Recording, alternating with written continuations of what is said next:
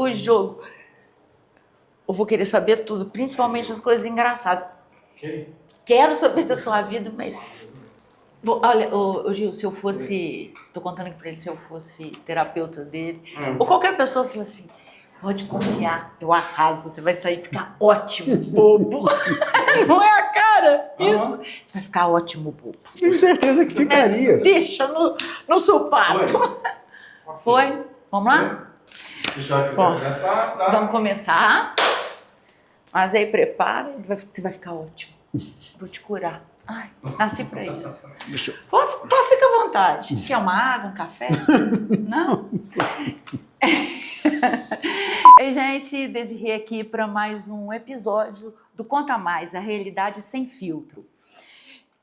Eu escolhi particularmente, vou contar com o meu marido a escolha desse convidado, porque é um cara que ele exemplifica para mim uma figura de coragem, de determinação, mas uma determinação muito nobre, muito genuína, que é seguir o coração dele, o propósito dele. Então, quando você traz para a vida, principalmente hoje, né, essa sociedade líquida, né, eu nessa minha qualidade de terapeuta, a gente vê muitas pessoas com rede social, enfim, na vida, jogando para a plateia, para a arquibancada, fazendo coisas que não, às vezes nem é o sonho dela.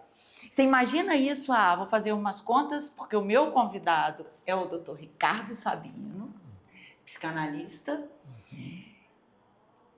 Quantos? 58? 57. 57 e meio, eu posso vai falando, quase 58. Quase 58. Há quantos anos atrás você fez o vestibular de medicina? Ixi, nossa senhora, 40 anos, um pouco mais de 40. Imagina há 40 anos, quando as únicas profissões de sucesso, para você ser alguém perante a sociedade, seria engenharia e medicina, ele larga a medicina para seguir o quê? A psicologia. Para a psicologia raiz, né? Sim. O tratamento. E eu quero que você me conte um pouquinho da sua história, essa troca que você fez, como é que foi a sua família. Como é que um menino corajoso meteu o pé na jaca? Eu acho que, engraçado, né? Eu vou marcar 2 tempos aí, de 11 para 12 e de 13 para 14. De 11 para 12, assim, eu passo por uma situação muito inusitada, assim. A gente está falando aí de 40 e tantos anos atrás, quase 50 anos atrás, né? Uma outra medicina. Eu sofro um acidente. Eu estou saindo com alguns amigos de bicicleta, aquela bicicleta monareto, né? Não tinha marcha, não tinha nada, aquela coisa bem antiga mesmo. E, num determinado momento, eu estou na garupa, a bicicleta é minha, mas eu estou na garupa de um amigo, brincadeira de corrida, eu enfio o meu pé dentro da corrente. E aí eu sinto como se tivesse algo me queimando, como se fosse fogo mesmo. E aí eu olho assim, eu já caio no chão e eu olho e eu não tenho um pedaço do meu pé. E eu olho no chão, um pedaço do meu pé está lá. Quantos anos? 11 para 12. E aí, né, eu não conseguia pensar aquilo. O que é isso? Tem um pedaço meu ali, né? E havia um médico no interior.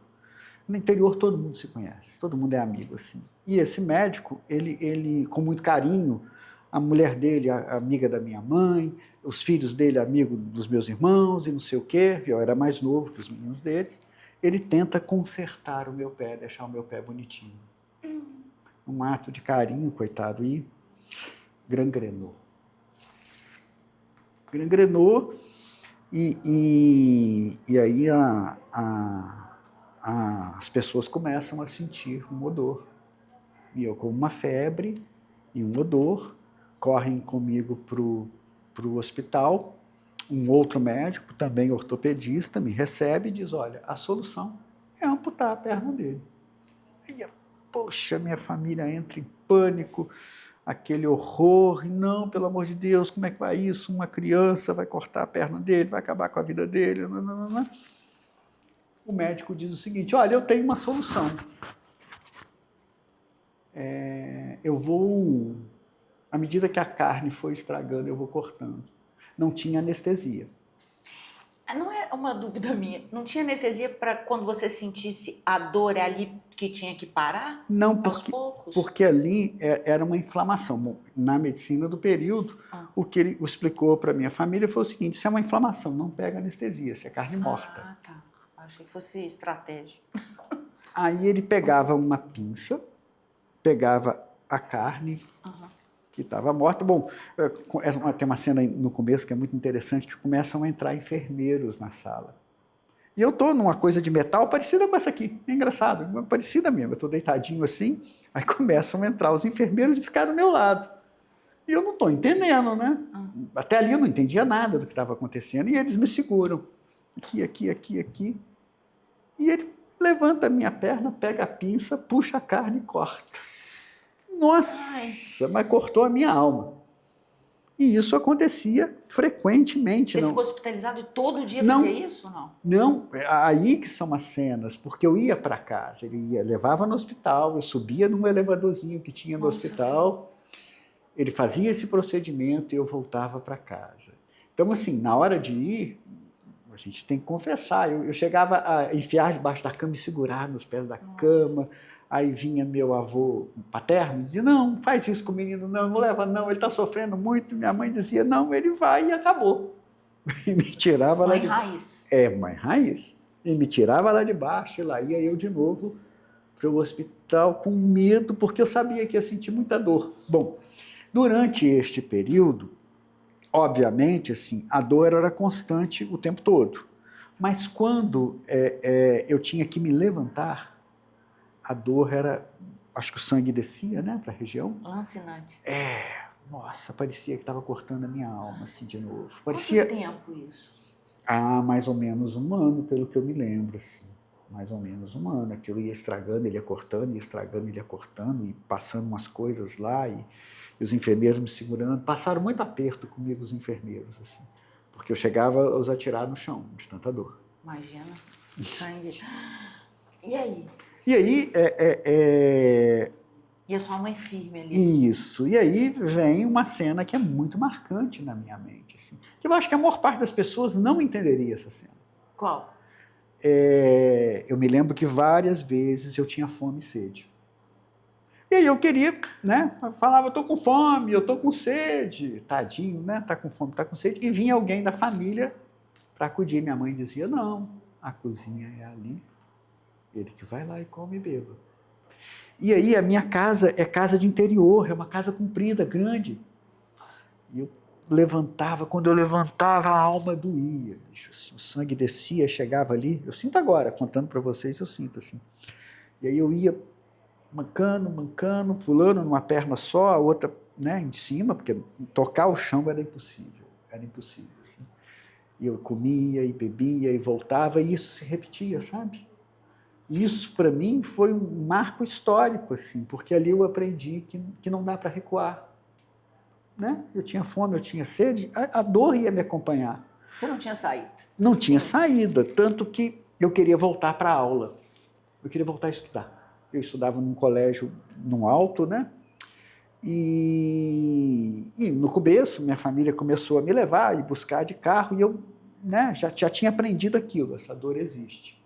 Então eu pego uma sandália, né, o sapatinho da escola aqui, que era sapato de couro, eu pego uma sandália, eu dobro ela, uma sandália dessas havaianas, então ela vira um saltinho que ela fica aqui no meu pé. E eu começo a andar com aquilo. Então eu piso esse pé no chão com toda a dor do mundo, mas eu começo a andar com aquela sandália enroladinha ali. E retorno às aulas, e foi uma conquista muito grande, doía muito. Eu acho que doía mais a sua mãe ter sim. essa postura enérgica, que, Sim. como você falou, as pessoas poderiam não entender Sim. aquilo. E ao meu ver, eu, né, na minha condição de psicanalista de plantão, eu na minha visão leiga, né, mas de mãe, era a forma de você preparar o seu filho para o que vem pela frente. Sim. A torná-lo corajoso para arremeter um voo, por exemplo? Isso doeu tanto neles, doeu tanto, que hoje eu falo desse assunto, mas eles não.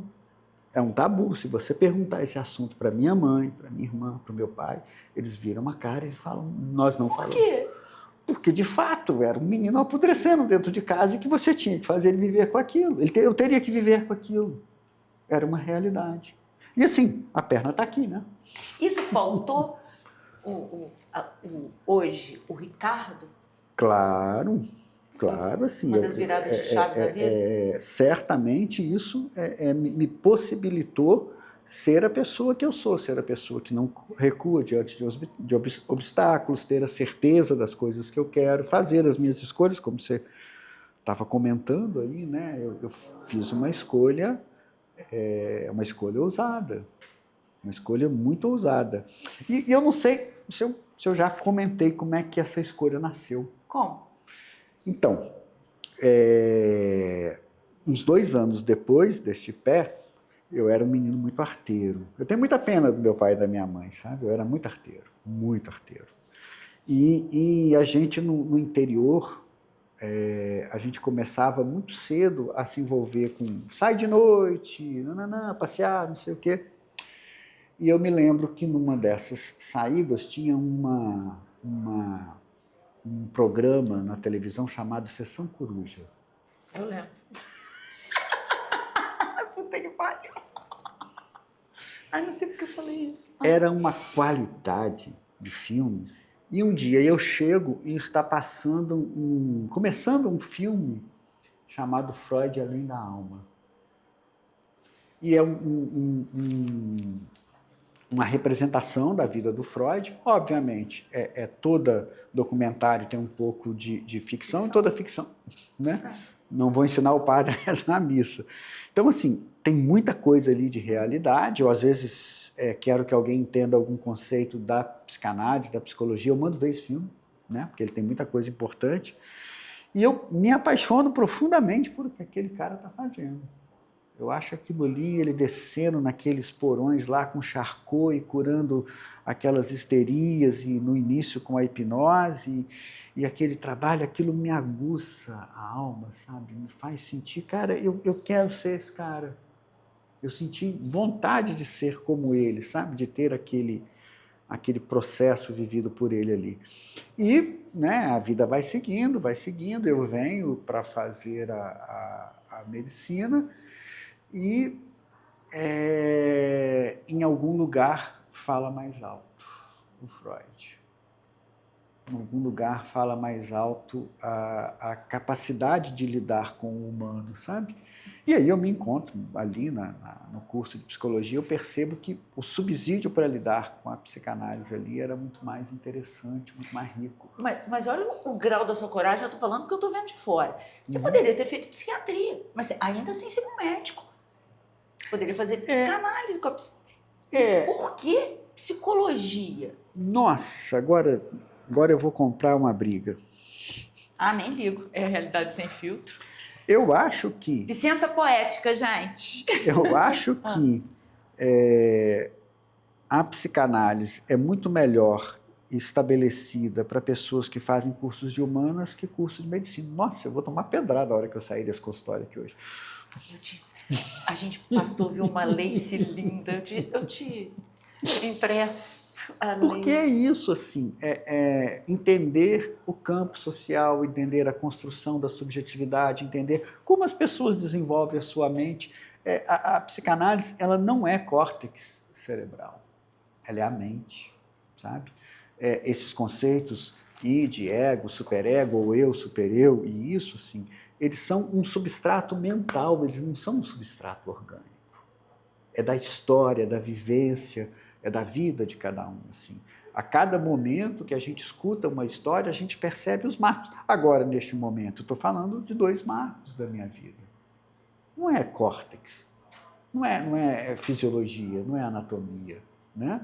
Não está por aí, assim. Está em outro lugar, está na ideia de como se construiu aquela pequena sociedade de carangola, aquele momento de terror daquela família. São 2 terrores, né? Um é esse, e o outro é um momento lá atrás, né, que eu acho também que ele é muito significativo, assim, em que a irmã de minha mãe vai fazer um parto. Você vê que a relação com a medicina e a psique humana ali, né? A irmã da minha mãe vai fazer um parto. E ela volta alguns dias depois para o hospital porque havia ficado algum elemento ali no interior dela, tesoura, pinça, não sei, e ela morre.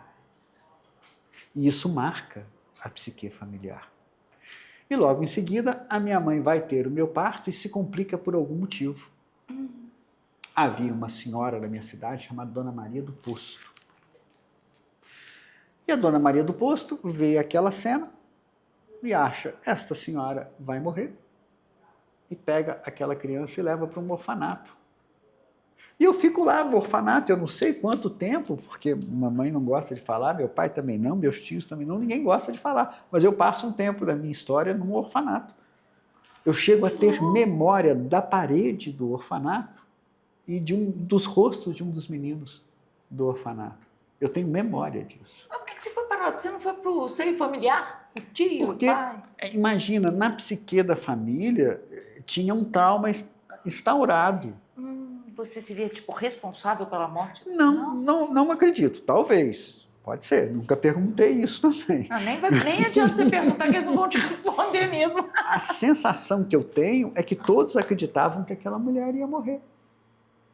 Então ficaram todos enlutados, apavorados.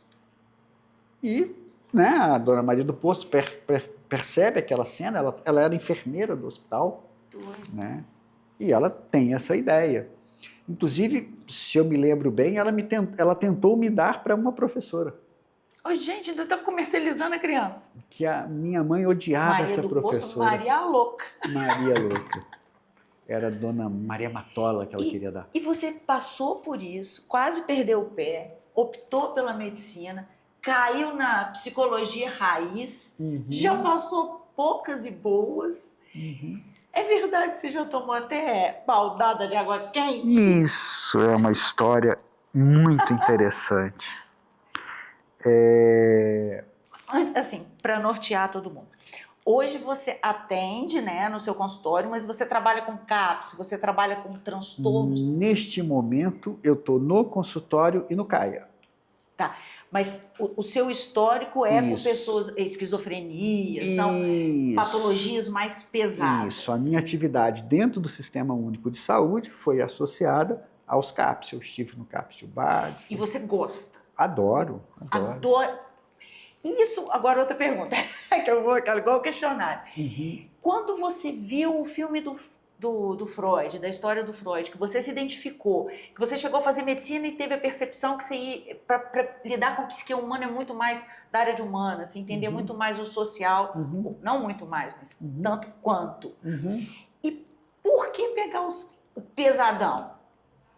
Tem algum link? Eu imagino, né, aí eu vou estar falando da minha psique, isso é um processo terápico mesmo. Você está onde? No divã, bebê? Tô no divã. Você falou que eu falei que eu ia te curar. Você não entendeu?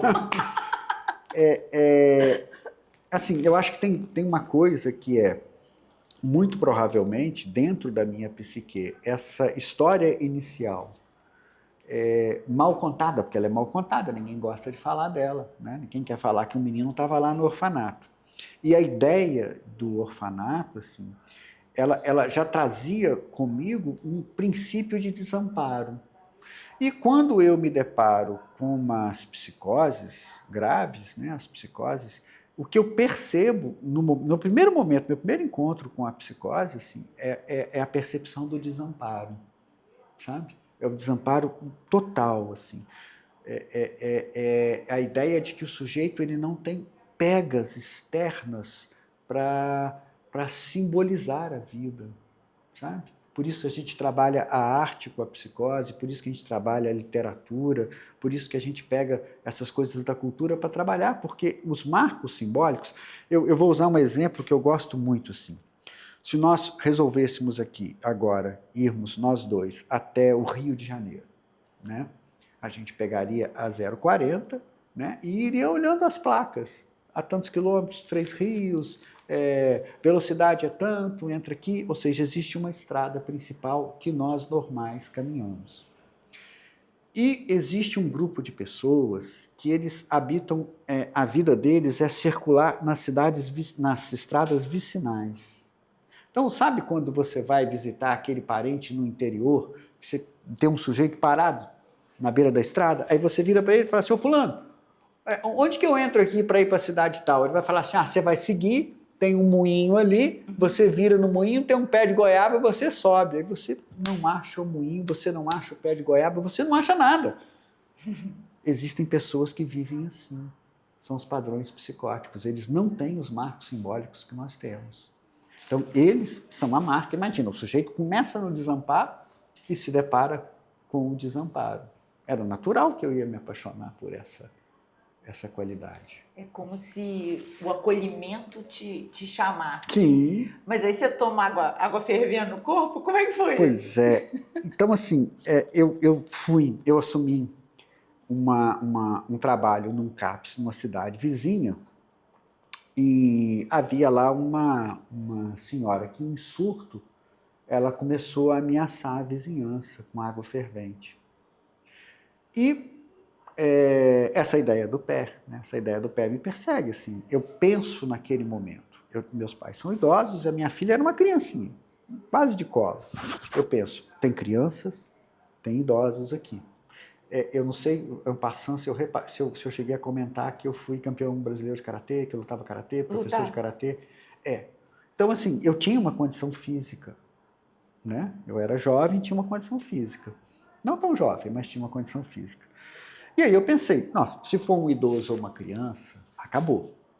Então, quando a gente chegou na casa, a equipe que estava comigo, ela foge. E fez o certo, né? Eles fizeram o certo, eles fugiram. Ué, a pessoa vai te queimar, você vai ficar ali? Mas eu, naquela ideia de pensar, olha, se eu não ficar aqui, vai dar pior. Então, eu vou tentar. No que eu for tentar, eu estou lá na porta, Dona Maria, abre aí, Dona Maria, vamos conversar, vamos, Dona Maria. E ela conversando? Não, eu só vejo poque, era um chão de madeira, a portinha, nisso que a portinha, eu, vou entrar. Ela aceitou. Ela está dócil. Foi isso que você pensou? Aí, vem água fervendo pro corpo afora, aquilo, uma dor igual a do pé lá. Seguraram a véia? Então, Você não lembra? Ficou toda queimada. quando ela termina de me queimar... Ela arrepende? Não, ela não arrepende, não. Não? Eu sou movido para... Eu vou andando, andando, até que eu acho a van do serviço. E aí o seu Laércio, que era o motorista da van, olha para mim e fala, rapaz, eu chego pedindo uma camisa. Tá bom, não. Ele diz, cara, isso aí não tá bom, não. E aí eu já chego no hospital, as pessoas fazendo assim. Nossa. E deve ser uma dor horrorosa. Aí eu falei, deu ruim, hein? Deu ruim de novo, eu fui longe demais de novo. Porque no dia que eu acordo no hospital e vejo uma agulha enfiada no meu osso, eu pensei, fui longe demais dessa vez. Eu pensei, fui longe demais de novo. Bicho. E você continua até hoje, fui longe demais dessa vez ou não? Assim... A idade bateu. Você acha? Eu acho que hoje eu sou mais prudente, talvez eu tenha mais prudência. Não que eu não faça as coisas, mas... Um ponto, a prudência. Às vezes a gente confunde um pouco da prudência, né? Lá atrás você optou pela psicologia e a sua vida inteira teve marcos, pelo que a gente já conversou, Isso. de opções assim, que chega a ser esdrúxula se você falar, não, você não vai fazer isso, você não vai optar por isso. E por que você sempre chega numa encruzilhada? Que você tem que tomar uma atitude? Essa é uma pergunta interessante, assim. Eu vou pegar um exemplo de um antigo colega de trabalho, assim. Eu estava numa instituição, uma instituição que tinha, ela não existe mais, era o Hospital São Marcos, né? O São Marcos era ali na esquina da Padre Café com Olegário, né? E tinha uma senhora lá que volta e meia eu levava ela na residência dela, o irmão dela tinha um pombo numa casa, todo mundo era maluco na casa. Assim. E um belo dia eu deixo ela fazer uma atividade qualquer externa. E vai anoitecendo e ela não retorna. E aí, assim, era um problema, porque ela estava sob a custódia institucional. Assim, né? E eu começo a ficar preocupado. E eu estou em casa, né? Me toca o telefone, é uma das pessoas que administravam lá a instituição, falou, ela de fato não chegou, mas fica tranquilo, essas coisas só acontecem com quem faz. Então eu acho que sempre que a gente faz algo, a gente vai chegar em algum momento, em alguma escolha, não tem jeito. Mas uma escolha que você passe por cima do que a maioria das pessoas querem, da expectativa dos outros hoje em dia. E que não seja o sucesso financeiro, por exemplo. Você já teve casos assim. Sim. Quando você estava com uma viagem, você ia ganhar fortunas fora. Sim. E como é que foi isso? Teve isso? Você optar por uma coisa assim? Isso foi um negócio interessante, assim, porque eu tinha um convite para ir para um país trabalhar com um grande amigo, um professor da Federal, que estava indo trabalhar lá, Pretória e Joanesburgo, trabalhar com questão do DST, AIDS lá, tava demais lá, assim, né? E eu neste momento acontece a situação de eu engravidar uma moça. E aí, assim, imagina, né? O sujeito começando a carreira, a possibilidade de ganhar $10 mil em dólar na época. E, nossa, olha que tentador. Né? Pessoa começando a carreira e uma fortuna em dinheiro, um trabalho inovador, diferente, em outro país, era tudo de bom, né? Tudo de bom, assim. E aí eu escolho cuidar da minha filha e abro mão do dinheiro. Te doeu ter essa escolha? Nem um pouquinho. Você remói, tipo, se eu tivesse ido, como é que eu estaria hoje? Eu só brinco, né? Inclusive, no final de semana eu brinquei pela primeira vez com a minha filha, assim, eu nunca pergunto para ela se ela preferia que eu tivesse ido ganhar os $, ou ficar. Melhor não perguntar, não. Melhor não saber. Escolhas. Mas e você lida também com muito esquizofrênico, né? Sim. É difícil o tratamento? Olha, você já passou alguma situação? Muitas situações, muitas. Nossa Senhora, aquele momento em que você precisa... Olha, que coincidência. Eu costumo dizer que quando eu vim trabalhar neste edifício, as pessoas tinham memória afetiva desse edifício. E eu não lembrava de uma memória afetiva minha desse edifício. Há uns 30 e poucos anos atrás, uma pessoa no CAPS Casa Viva surta. E quando ele surtava, ele ficava muito agressivo, sabe? Além da psicose, ele tinha um uso abusivo de substância psicoativa e era uma situação muito grave. Ele namorava uma mulher agressiva e ele saiu agressivo rua fora. E eu, num ímpeto de resolver o negócio, eu saio correndo atrás dele. E, por incrível que pareça, agora que eu me lembrei, tinha uma farmácia aqui embaixo nesse prédio na época. E quando ele está chegando na farmácia, que ele ameaça a entrar, eu faço o que a gente chama de barra simbólica. Na ausência de uma medicação para barrá-lo, né? Não tinha jeito, ou de qualquer outra contenção, eu digo para ele, não posso falar o que eu disse para ele, mas em tom muito grosseiro e forte, eu digo, agora, nesse instante. E ele faz assim, calma, doutor, tá tudo bem? É tipo uma frase mágica que você tinha que falar sempre? Não, naquele momento ali eu usei uma barra simbólica. Sabe? Uma barra simbólica. Eu não tinha outra barra. Por que é barra simbólica? Então, vamos tentar dizer o seguinte. A gente estava falando do Guriamembo da estrada vicinal e da estrada principal. O sujeito da estrada vicinal, ele não tem filtro. Então, aquilo que é pensamento primário vem à tona com muita facilidade. Mas aquilo que é do grande outro, do campo do social, invade com muito mais força. Dói muito mais. É dolorido. E esse sujeito ele estava num momento em que a dor dele, a gente chama de invasão psicótica, era tão alta que ele precisava de uma contenção, sabe? Naquele momento ali eu não tinha instrumento para outro tipo de contenção, então eu ia ter que arriscar fazer uma contenção do campo transferencial, que é, ele tinha um apego comigo, e que se eu mostrasse para ele que aquilo era muito contrário à minha posição naquele momento, talvez eu barrasse esse gozo, sofrimento dele e fizesse ele, e funcionou. Mas, gente, não faz isso não, tá? Não adianta gritar, não. Não, vem aqui, sai agora! É um time. A gente costuma dizer que isso chama metodologia em ato.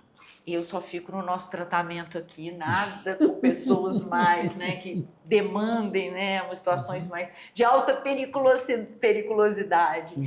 Ô, Ricardo, para a gente fechar o nosso papo, você vem acompanhando a psique humana desde sempre, né? E acompanhando essas gerações. Como é que você hoje falaria dessa evolução do ser humano do século XX para o século XXI? Os desafios psicológicos. Essa é uma pergunta brilhante, assim, brilhante. Houve um tempo da nossa existência, da nossa história, assim, que a gente não precisava tomar muitas decisões, sabe? Então, se eu perguntasse para você na Idade Média, assim, por que você não toma o terreno do seu vizinho? Você dizia, porque o rei vai mandar alguém me decapitar, né? Então, assim, nós já tivemos estruturas formais de controle de nossas histórias, assim, que elas eram muito fortes, né? E, historicamente, a gente, né, usei esse exemplo para falar de outras estruturas, por exemplo. Então, na minha infância, né, se eu tivesse uma nota baixa e eu chegasse em casa, dava ruim para mim. Não, dava muito ruim, muito ruim. Então, hoje, se um menino tem uma nota baixa, dá ruim para o professor. Entende? As estruturas que eram piramidais e que diziam, né, meu pai, minha mãe, meu chefe, meu diretor, meu supervisor, meu orientador, a hierarquia. Né? O respeito. Quando a gente largou mão das pirâmides e fomos para as redes, em todo sentido a rede, né, a gente começou a abrir mão de certos princípios básicos, certas éticas básicas, morais básicas, construções sociais básicas, que nos dirigiam muito bem, que nos facilitavam a vida até. Você não quando você pergunta, doeu escolher não ir para a África? Não, essa coisa afetiva, familiar, uma filha, ué, como não? Vou criar minha filha. O afeto está acima de qualquer outra coisa, né? Então, assim, é uma escolha básica, porque hierarquicamente eu aprendi isso, né? Aprendi que a ter responsabilidade. Sim. Você vai cuidar do seu filho. Exatamente. É o básico, o que seria hoje normalíssimo, né, gente? Exatamente. E tá assim, nossa, ele tem caráter, né? Exatamente. Inversão de valores. Aí você encontra uma pessoa e ela diz assim, nossa, eu estou desgraçado, minha vida acabou, não sei o quê. O que foi, fulano? Eu engravidei a minha namorada. Ou a menina, eu engravidei do meu namorado. Você fala, mas vocês são retardados? Vocês têm um retardo mental severo? Vocês não sabiam que fazer sexo sem meio de proteção não é uma gravidez? Qualquer ser humano que tem um mínimo de QI sabe disso. Mas as pessoas fingem que não sabem, sabe? Falta um grau de simancol no povo. Simancol de ter a ideia de que todo comportamento nosso gera uma consequência no planeta. É um resgate de valor. Eu acho que, assim, é uma opinião minha, pode ser que você saia agora na rua e apanhe dos médicos e eu no tribunal, na internet. Mas hoje eu acho que eles dão o valor a coisas que não tem, virou uma sociedade mimizenta, que você não pode falar nada, não pode pensar, não pode brincar. e você é atacado, e ao mesmo tempo eles não cumprem o papel básico do ser humano ao ter respeito pelo próximo. Fica aqui a nossa esperança. Mas é muito importante o que você está dizendo, né? Porque isso é uma transmissão. Se o meu antepassado não me transmitir, eu não vou ter. Como é que você dá amor para alguém que você nunca teve? Exato. É isso. A gente...